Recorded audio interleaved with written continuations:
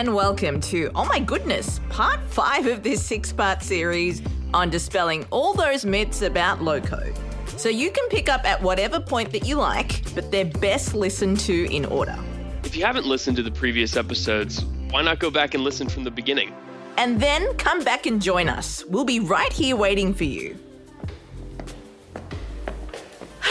So, Michael, we're on our way to the roof of my building. This is another clue for this week's myth, isn't it? You got it. I'm Carly, and I work for Chalks Away as an engineering manager. Chalks Away is a large, established avionics and defense electronics manufacturer. That's CHOX, by the way. Nice. I love unconventional spellings in brand names. My team makes sure that everything in the company adheres to specific guidelines and processes before we greenlight them. The gatekeepers. You've got to have a keen eye for detail with that kind of job. Last week, our digitalization officer made it known that she wants to optimize our team. Specifically, she wants to build an application. And here we are. A plane? Whoa! Hop in. So, while I belt up, let's recap. Carly needs to find a way to optimize her company's pretty complex system. My test operator would say that I'm massively oversimplifying what he does.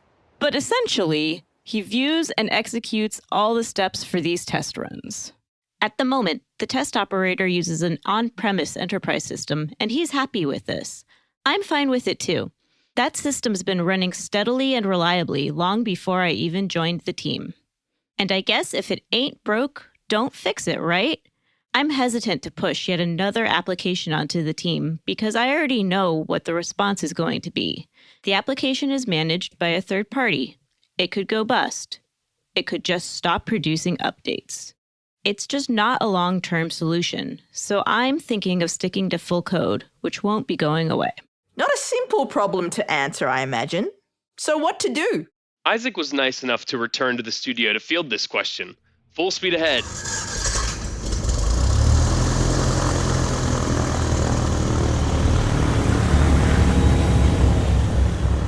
So Isaac, how do we respond to that myth that low code is a fad and won't work for an industry like aerospace and defense that requires consistency and longevity? It does. We have one person, a test operator, who has all that knowledge about how things working. We want to improve quality. We also want to streamline process. We do have a barrier here. We have an engineering manager who's a detractor, right? Doesn't like a technology that maybe the CIO or maybe the staff of the CIO is looking for. We also have an acknowledgement, right? That the role, the function, the way of working that this test operator is doing today is going to change dramatically. They're going to be using a technology to do this. They're going to streamline some of their work. And so in the back of my mind, I'm thinking about how do we bring them onto this journey so that they're subject matter experts, that they're providing the guidelines about how this thing needs to perform, what flexibilities does it require, and quite frankly, less focused on the technology that's around this. So that's Isaac's strategy.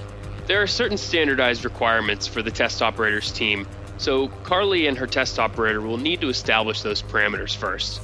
Now, when I think about avionics, defense, there's safety, there's regulations, there's audit trails that we have to put together. An auditor is going to come in and wants to know what decisions were made around quality. Well, now I have an entire layer of technology that I have to consider that says, is this auditable? Do I know who did what, when, and why? Is that captured in the system? And if I'm building that application, again, I have to build that capability in. That means we're going to need a bigger skyboat? Oh dear. It was necessary for the reference. What kinds of worries would Carly have about building this technology? I'm worried as a CIO about whether I have the right platforms, the right skills to be able to build that an auditor is going to come out and look at. virtually all technology also has some level of outsource, right? So there's a little bit of hesitancy around outsourcing part of what you're doing. I'm not connecting wires. I'm not building my own coal plants anymore. I'm always outsourcing part of my technology. And what layer of that technology do I want to outsource to? Who do I want to partner with? Even when I partner, what capabilities do I want to leverage? These are all technology decisions that I'm hoping the CIO, enterprise architect, and compliance teams are really focused on. And you also asked Isaac about the test operator, the one Carly was worried about not coming around to the idea of low-code. And possibly feeling like they were being made redundant. Yes, in Isaac's opinion, the test operator is the primary person who a low-code application will benefit. So Carly should make that known. When this application, however it's built, is completed, that test operator is going to have a new way of working. It'll give him the chance to focus on something else, correct?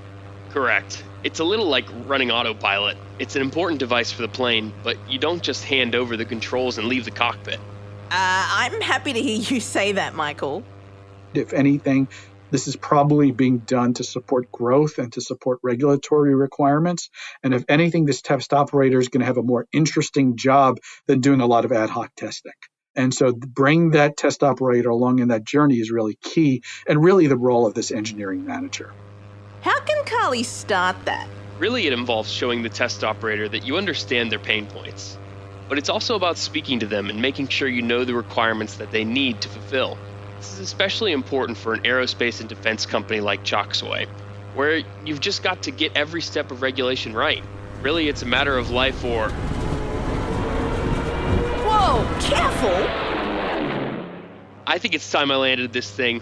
Let's go back to Isaac. We talked about how low code helps to keep your management safe and prepared for an audit. Okay. First, there's an acknowledgement of what regulators and compliance require you to do. What are the compliance factors that your platforms and your processes need to meet before you even turn on the switch? The CIO, the CISO, the head of compliance needs to know that the platforms, the technologies, the partners that they're looking to work with meet the standard set of requirements, okay? Not the engineering manager. The engineering manager generally doesn't know all these factors. So first is, let's make sure it checks all the boxes. Now, even when we check the boxes, we need to make sure that what we're using this platform for is defendable for when the auditor does come in, when the regulator does come in and says, I want to understand this process. And so I'm always looking for, is what we're doing defendable to the auditor and to the compliance officer who's going to come in and try to validate what we're doing?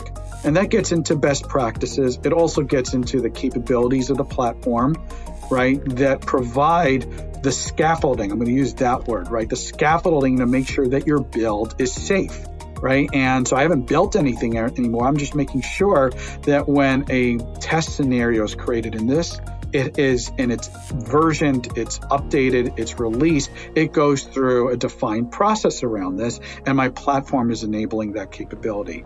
So low code gives you that build you need to ensure you're doing things right every time. So it's like a skincare morning ritual, best when done consistently. Yes, a particularly complicated morning ritual though. 7-step? Maybe even 10-step. But put it this way, low code has it all for you. So all you need is to stick out your face and it will apply it the same way every single time. Nice how you just ran with the analogy.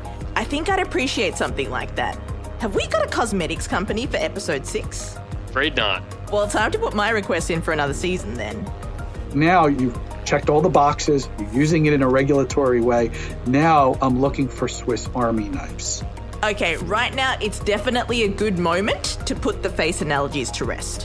What Isaac is pointing towards here is the type of platform that can stay agile and responsive to new regulatory requests.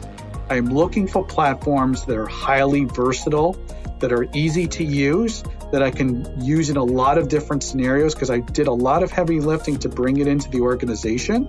I don't want to use it for one niche use case and then find out that platform is only used to solve one problem. I want a Swiss Army knife that says, I can go solve a lot of different problems here.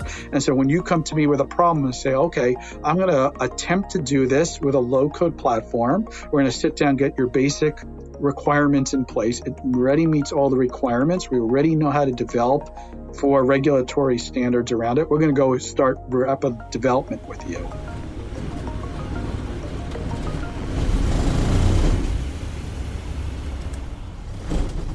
Phew! It's nice to be back on solid ground. Admittedly, it was my first time flying a fictional plane. So what do you think, Michael? Case solved? I think so. Low code helps with regulation by keeping guidelines and procedures consistent across the board. It essentially strips away that repetitive process of running through all the steps for you so that you And your skeptical test operator. and your skeptical test operator can better focus on other more complex tasks at hand. Thanks so much for joining us today. Remember, we're busting one myth a week, and if you're listening on the day of our release, this is our penultimate episode. Make sure you listen next week. It's a doozy. Don't forget to rate and review us wherever you listen to your podcasts.